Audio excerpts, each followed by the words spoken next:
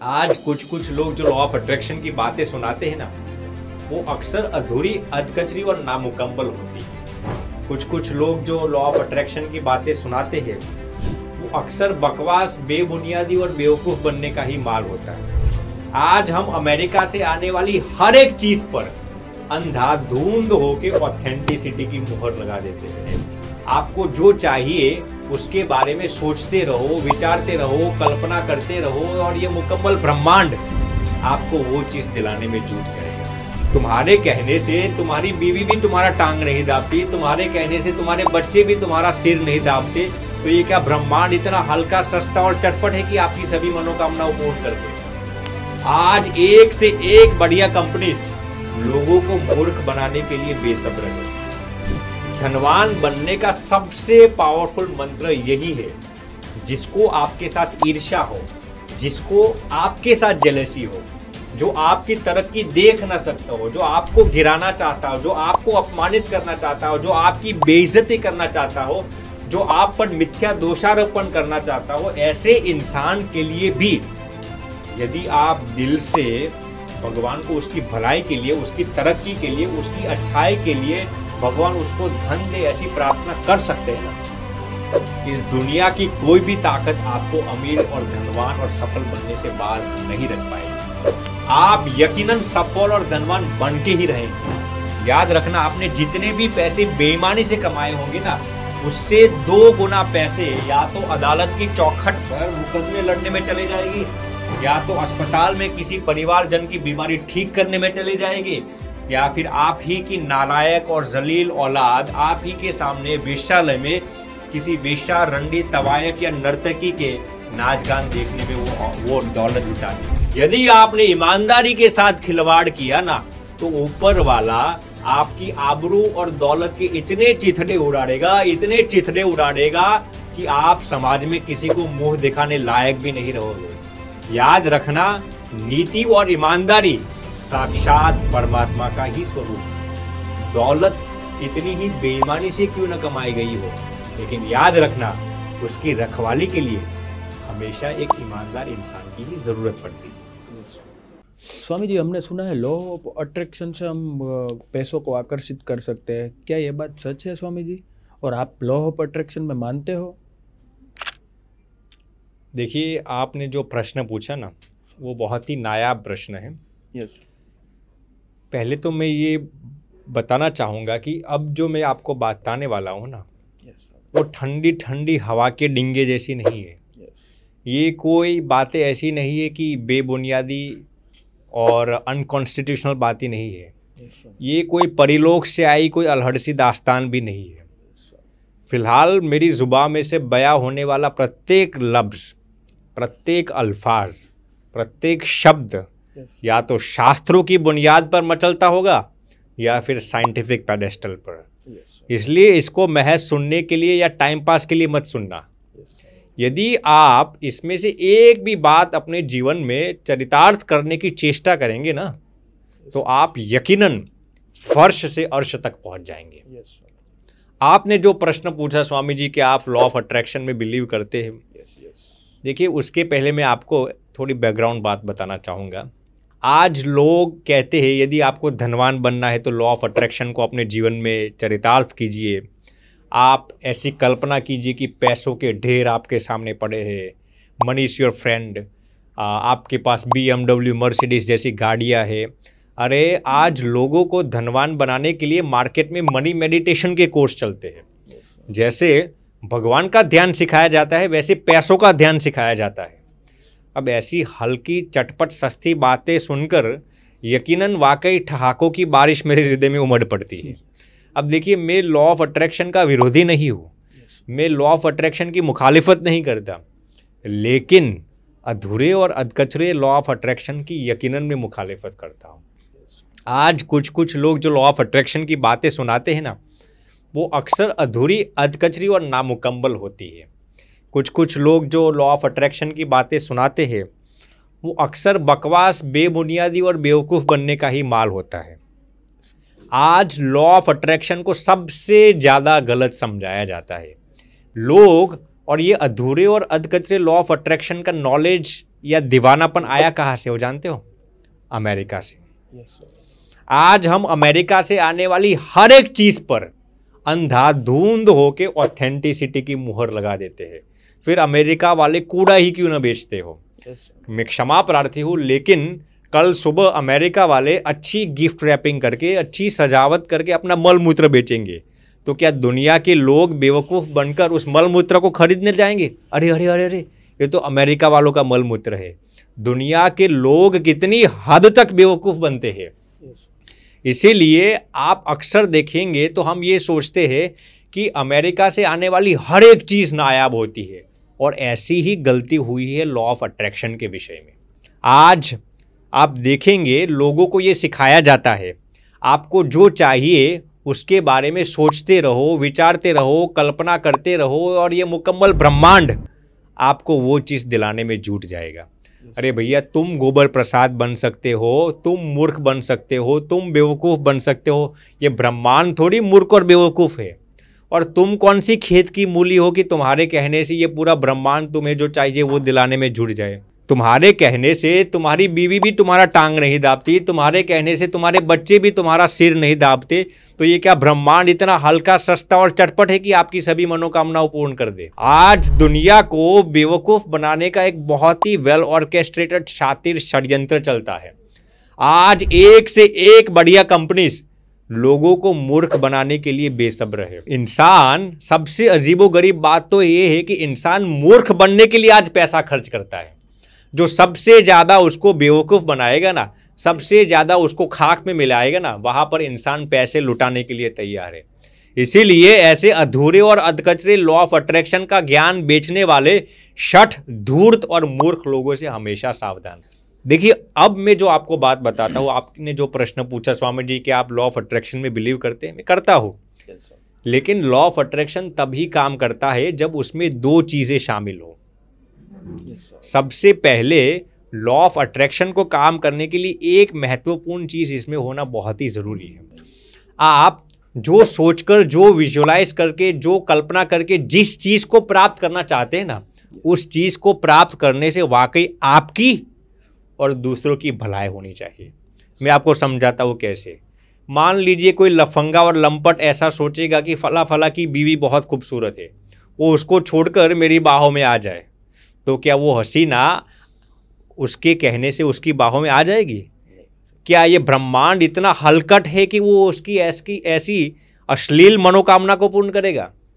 मान लीजिए कोई आतंकवादी है, वो ऐसा सोचेगा कि फला फला इंसान को मैं गोलियों से भून डालो, तो क्या ऐसी कल्पना करते रहने से लॉ ऑफ अट्रैक्शन या ब्रह्मांड उसकी मनोकामना को पूर्ण करेगा? क्या ब्रह्मांड इतना जलील है कि वो उसकी ऐसी दुष्ट मनोकामनाओं को पूर्ण करेगा? वैसे ही कोई लॉ ऑफ अट्रैक्शन के जरिए पैसा इसलिए कमाना चाहता है ताकि वो दुनिया को दिखा सके मैं कितना धनवान हूँ, या फिर अपने अहंकार के जरिए दूसरों को रौंद सके, तो क्या ये ब्रह्मांड इतना खराब है कि वो उसकी ऐसी मनोकामना को पूर्ण करेगा? हाँ, लेकिन यदि आप पैसा इसलिए कमाना चाहता है ताकि आप दूसरों की सेवा कर सके, भलाई कर सके, तो भगवान जरूर आपको अमीर बनने में सहायी बनेंगे। लॉ ऑफ अट्रैक्शन को काम करने के लिए दूसरी महत्वपूर्ण चीज ये है, महज सोचते रहने से, महज कल्पना करने से, महज विजुअलाइजेशन करने से कुछ भी हाथों में नहीं आता, बल्कि आपको वो चीज को प्राप्त करने के लिए सही दिशा में स्मार्टली हार्ड वर्क करना पड़ेगा। देखिए, लॉ ऑफ अट्रैक्शन एक बहुत ही महत्वपूर्ण शब्द है, और उसमें भी अट्रैक्शन में एक बहुत ही महत्वपूर्ण शब्द है जिसका नाम है एक्शन। आप विजुअलाइजेशन करने के साथ, सोचने के साथ जब सही दिशा में एक्शन लेंगे ना, तभी आप उस चीज़ को प्राप्त कर पाएंगे। मान लीजिए कोई अमीर बनना चाहता है और आजीवन ऐसा कल्पना करता रहेगा, ऐसा विजुअलाइजेशन करता रहेगा, मैं इस दुनिया का सबसे अमीर इंसान बन जाऊंगा। अरे बेवकूफ़, तुम एक दिन नहीं, 2 दिन नहीं, 100 दिन नहीं, 7 जन्म तक ऐसा सोचते रहोगे ना, मैं इस दुनिया का अमीर बन जाऊंगा, एक कौड़ी भी तेरे जेब में नहीं आएगी। तेरे पास जो कुछ भी होगा ना, वो भी बेवकूफ़ कोई लूट कर चला जाएगा। इसलिए बेवकूफ़ और मूर्ख मत बनो। विजुअलाइजेशन करने के साथ, सोचने के साथ, कल्पना करने के साथ सही दिशा में मेहनत करना भी शुरू कर लो। तो लॉ ऑफ अट्रैक्शन को काम करने के लिए ये 2 चीज़ें बहुत ही महत्वपूर्ण चीज़ है। पहले आपका इंटेंशन सही होना चाहिए, दूसरी सही दिशा में एक्शन लेना पड़ेगा। अब मैं आपने पूछा नहीं लेकिन मैं आपको बता देता हूं। देखिए, लॉ ऑफ अट्रैक्शन से भी 1000 गुना पावरफुल मंत्र है आपको सुखी, धनवान और सफल बनाने के लिए। ये मंत्र में अनंत ऊर्जा है, अनंत शक्ति है, अनंत तेज है, लेकिन ये जितना मुश्किल है इतना पावरफुल भी है। और ये बात कोई नई नहीं, हमारे वेदों और उपनिषदों में लिखी गई है।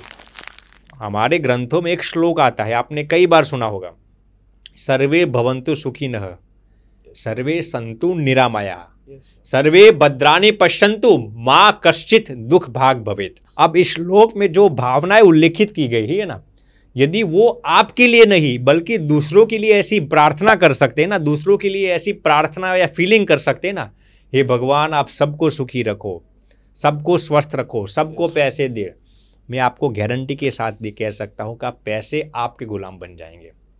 धनवान बनने का सबसे पावरफुल मंत्र यही है, जिसको आपके साथ ईर्ष्या हो, जिसको आपके साथ जेलसी हो, जो आपकी तरक्की देख ना सकता हो, जो आपको गिराना चाहता हो, जो आपको अपमानित करना चाहता हो, जो आपकी बेइज्जती करना चाहता हो, जो आप पर मिथ्या दोषारोपण करना चाहता हो, ऐसे इंसान के लिए भी यदि आप दिल से भगवान को उसकी भलाई के लिए, उसकी तरक्की के लिए, उसकी अच्छाई के लिए भगवान उसको धन दे, ऐसी प्रार्थना कर सकते हैं ना, इस दुनिया की कोई भी ताकत आपको अमीर और धनवान और सफल बनने से बाज नहीं रख पाएगी।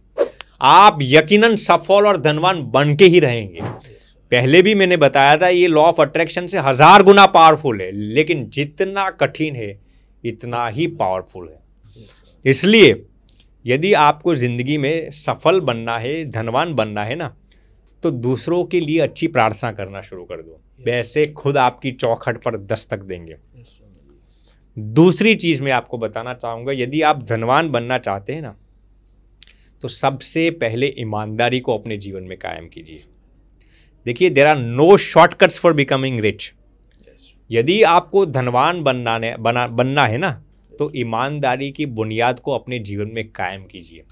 लेकिन आज अनफॉर्चुनेटली अक्सर लोग यही सोचते हैं कि आप ईमानदार होके अमीर नहीं बन सकते। ये कतई गलत बात है। ईमानदार होके अमीर बनने में देर जरूर लगती है, वही पैसे कायम रहते हैं। देखिए, ईमानदारी बेच के, यदि आप ईमानदारी बेच के अमीरी खरीदना चाहते हैं ना, शायद आप थोड़ी देर के लिए अमीर बन भी जाएंगे, लेकिन वही अमीरी आपके मुकम्मल दौलत और शोहरत को चीर कर फाड़ डालेगी। बेबुनियादी और बकवास से कमाई गई दौलत बहुत जल्दी आती है और ज़्यादा आती है, लेकिन इतना ही जल्दी आपका सब कुछ बर्बाद करके चली जाती है। और ईमानदारी से कमाई हुई दौलत आने में देर ज़रूर लगती है, लेकिन वही दौलत कायम रहती है। देखिए, किसी के साथ चीटिंग करके, बेईमानी से, किसी को धोखे देकर, रिश्वत लांच लेके कमाई गई दौलत आपको मुकम्मल जड़ मूल में से नष्ट कर देगी।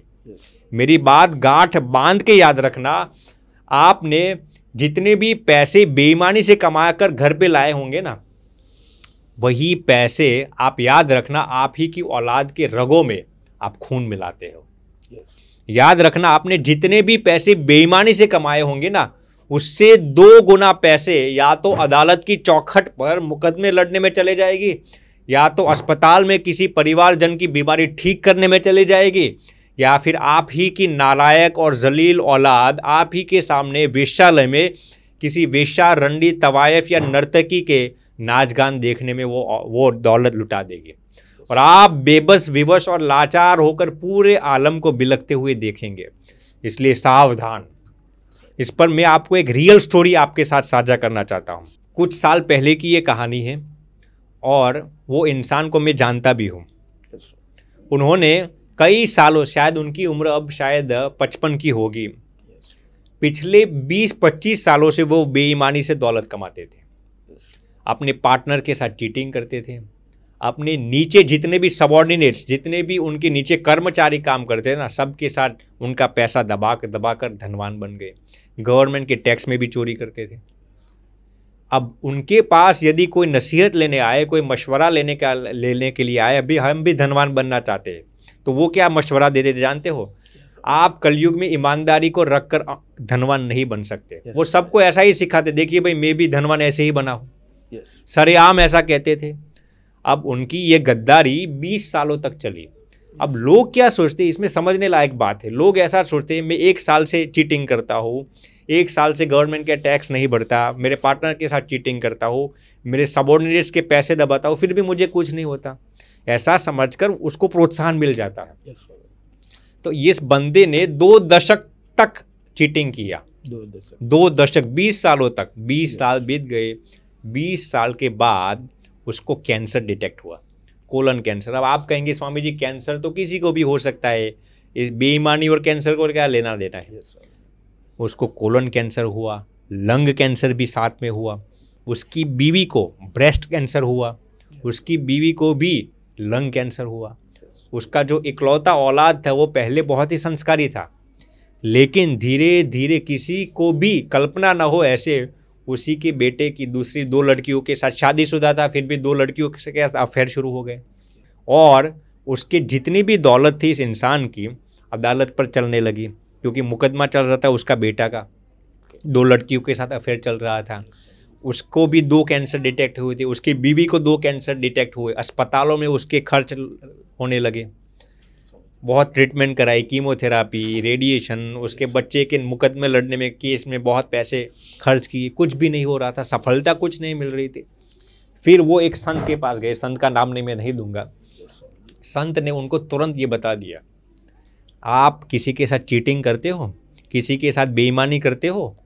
वो बंदा बोला मैं किसी के साथ क्यों बेईमानी करूं। पहले तो स्वीकार करने के लिए बेवकूफ़ तैयार नहीं था। अब ये जलील लोगों की यही तो गलती होती है, वो गलती भी करते और स्वीकार भी नहीं करते। स्वामी जी ने कहा भाई आप कहो या न कहो, आपका चेहरा मुझे बताता है कि आपने जितनी भी दौलत कमाई हो ना वो सब बेईमानी से कमाई हुई है।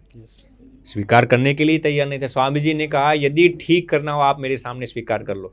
धीरे धीरे उसने स्वीकार कर लिया। आज तक कितनी गवर्नमेंट की चीटिंग की थी उसने, कितने भी पैसे बेईमानी से कमाए थे उसने, पार्टनर के साथ चीटिंग की थी उसने, अपने सबॉर्डिनेट्स के साथ चीटिंग की थी, सब स्वामी जी के सामने इकरार किया। स्वामी जी ने कहा महज इकरार करने से कुछ नहीं होगा, आपने आपके पार्टनर के साथ जितनी भी चीटिंग की है ना सब पैसे उसको लौटा कराओ। वो कहा स्वामी जी मुझसे ये नहीं हो सकता। स्वामी जी ने कहा वरना बीमारी में मर जाओगे, चॉइस इज योर्स। सब पैसे इतने जितने भी बेईमानी से कमाए थे ना सब पैसे उसको पार्टनर को देने पड़े। और उसके नीचे 2-3 हज़ार मानस काम करते थे, 2-3 हज़ार उस लोग इसकी कंपनी में काम करते थे, सबको पैसा उसने लौटाया। और फिर स्वामी जी के आशीर्वाद से उसकी बीमारी ठीक हुई, उसके बेटे का धीरे धीरे सेटलमेंट हुआ। कहने का तात्पर्य ये है, कोई इस बात को माने या ना माने, लेकिन आपने बेईमानी से जो पैसे कमाए होंगे ना, मेरी बात याद रखना, मैंने पहले भी बताया, या तो अदालत की चौखटों पर मुकदमे लड़ने में चले जाएगा या फिर अस्पताल में आप ही की परिवारजनों की बीमारी ठीक करने में चली जाएगी, और फिर भी वो बीमारी ठीक नहीं होगी। इस पर मैं आपको एक साइंटिफिक रिसर्च साझा करता हूँ। रियल रिसर्च जो इस पर किया गया है ना, वो रिसर्च मैं आपको साझा करता हूँ। और ये रिसर्च किया था यूनिवर्सिटी ऑफ पेरिस ने। इसमें इन्होंने 50,000 लोगों को शरीक किया था और 6 साल तक ये रिसर्च शुरू रहा था। 6 साल। इसमें तकरीबन 40 से 50 साल की उम्र लोगों को लिया गया था। 2 किस्म के लोग लिए गए थे। बहुत ही शानदार रिसर्च है। मैंने जब से ये रिसर्च पढ़ा था ना, मुझे हमारे ग्रंथों में जो बातें लिखी गई ना उस पर बहुत ही मैंने यकीन हो गया। इसमें लोगों को 2 किस्म में तकसीम किया गया, बंटवारा किया गया। पहले लोग ऐसे जो किसी न किसी बेईमानी से पैसे कमाते हो। अब देखिए, कोई भी इंसान ऐसा तो नहीं कहेगा भाई मैं बेईमानी से पैसा कमाता हूँ, लेकिन ये पूरा रिसर्च गुप्त था, कॉन्फिडेंशियल था। मैंने किसी को, जो भी उन्होंने पार्टिसिपेट किया था, उनको ये नहीं बताया गया था कि वो रिसर्च किसी बाहर को व्यक्ति को नहीं बताया गया था कि आप बेईमानी से कमाते हो या ईमान से। पूरा कॉन्फिडेंशियल रिसर्च था, इसलिए लोगों ने सही रूप से बताया कि हाँ हम बेईमानी से पैसे कमाते हैं। तो 50% लोग ऐसे सिलेक्ट किए गए जो बेईमानी से पैसे कमाते हो, 50% ऐसे जो ईमानदारी से दौलत कमाते हो। इन लोगों पर 6 साल तक रिसर्च चला। 6 साल के बाद जो नतीजे सामने आए ना, आपको हैरत में डाल देंगे। जितने भी लोग बेईमानी से पैसे कमाते हैं ना, 6 साल के बाद उनकी नेटवर्थ में 50% कम हो गई थी। 6 साल के अंदर ही। वैसे तो यदि आप बेईमानी से कमाते हो आपकी दौलत बढ़नी चाहिए, 6 साल के अंदर उनकी नेटवर्थ 50% कम हो गई थी। दूसरी चीज़, उनके स्ट्रेस के लेवल्स नॉर्मल इंसान से 70% ज़्यादा थे। स्ट्रेस के लेवल्स, लोग कहते हैं ना स्ट्रेस आता है, स्ट्रेस आता है। एक कारण ये भी है भाई, ईमानदारी को बेच के काम करेंगे तो स्ट्रेस आएगा ही ना। उनके हैप्पीनेस के लेवल्स महज 25% थे। कितने? 25%। डिप्रेशन, जितने भी लोग इस दुनिया में बेईमानी से पैसे कमाते हैं ना, सबको अपने जीवन में, उसमें से 60% लोगों को अपने जीवन में एक बार डिप्रेशन को फेस करना पड़ता है। उससे भी आगे जितने भी लोगों ने बेईमानी से दौलत कमाई थी ना, उसमें से 85% लोगों को, 85% लोगों को शरीर में कोई ना कोई भयंकर बीमारी थी, या तो डायबिटीज या क्रोनिक हाइपरटेंशन या फिर ब्रेन स्ट्रोक आया हुआ हो, कैंसर आया हुआ हो, हार्ट अटैक, ऐसा कुछ ना कुछ भयंकर बीमारी थी। ये थे जितने भी लोगों ने बेईमानी से पैसे कमाए थे। अब जितने भी लोग ईमानदारी से दौलत कमाई थी ना, उनके हैप्पीनेस के लेवल्स 75% थे। जितने भी लोगों ने बेईमानी से कमाए थे उनके हैप्पीनेस के लेवल्स 30% थे। जितने लोग ईमानदारी से कमाते थे उनके हैप्पीनेस के लेवल 75% थे। उनके स्ट्रेस के लेवल्स महज 25% थे। हैप्पीनेस के लेवल्स 75, डिप्रेशन के लेवल्स सिर्फ 5% थे। और जितने भी लोगों ने ईमानदारी से दौलत कमाई थी ना, उनके शरीर में कोई ना कोई बीमारी होने की संभावना महज 4% ही थी। और उन लोगों को जिन्होंने बेईमानी से पैसे उनको 85%। ये रिसर्च कहता है, it has been published officially and it has been well documented by university of Paris. आप उहापो कीजिए कि ईमानदारी और बेईमानी से कमाए हुए पैसे में कितना इम्तियाज होता है, कितना फर्क होता है। It has been scientifically proven. लोग कहते हैं ना हम इस बातों पर यकीन नहीं करते, भैया साइंस के डेटा पर तो आपको बिलीव करना ही पड़ेगा ना। देखिए, इस पर मैं आपको एक बात बताता हूं, मैं काफी प्रवचनों में बताता हूं। आंख ने किसी के खेत में फल देखा तो मन में लालसा हुई। अब फल तोड़ने आंख तो जा नहीं सकती। फल देखा आंख ने, गए पैर। अब पैर तो फल तोड़ नहीं सकते। फल देखा आंख ने, गए पैर। अब पैर तो फल तोड़ नहीं सकते। फल तोड़ा हाथ ने। जिसने देखा वो गया नहीं, जो गया उसने तोड़ा नहीं, जिसने तोड़ा उसने खाया नहीं, जिसने खाया उसने रखा नहीं, चला गया पेट में। थोड़ी ही देर में जब माली ने देखा तो डंडे लगे पीठ को। पीठ ने कहा, हाय रे, इसमें मेरा क्या कसूर। मेरे भैया, लेकिन जब डंडे लगे पीठ को तो आंसू निकले आंख से। इनिशियली देखा तो उसी ने था ना। मेरे यार, कर्म फल भोगना ही पड़ता है। ऊपर वाले के हिसाब किताब में 0.0001 भी गलती नहीं हो सकती। इसीलिए हमेशा कर्म करते वक्त सावधानी रखना। इससे भी आगे मैं आपको बात बताता हूँ। देखिए, बेईमानी से कमाई हुई दौलत कभी भी लंबे अरसे तक नहीं टिकती। ईमानदारी से कमाई हुई दौलत ही कायम रहती है। देखिए, भगवान स्वामीनारायण ने भी शिक्षापत्री के 152वें श्लोक में लिखा है, भगवान स्वामीनारायण कि अपने नीचे जितने भी लोग काम करते हैं ना, उनको आपने जो भी पैसे देने के लिए कहा हो ना, वो देना ही चाहिए। भगवान स्वामीनारायण ने ये शिक्षापत्र में लिखा है। अब मैं आपको इस पर जिम कॉलिंस का बहुत ही शानदार रिसर्च सुनाना चाहता हूँ। जिम कॉलिंस ने एक बहुत ही शानदार किताब लिखी है जिसका नाम है हाउ द माइटी फॉल। इसमें उन्होंने एक बहुत ही शानदार बात उल्लेखित की है। उन्होंने लिखा है, I have seen people who would put their feet on earth and the earth would tremble. I have seen people whose single phone call can shatter the economies of many countries. I have seen people whose single eyesight can plunder the government of many countries. I have seen people whose single sneeze would fetch Wall Street a fever.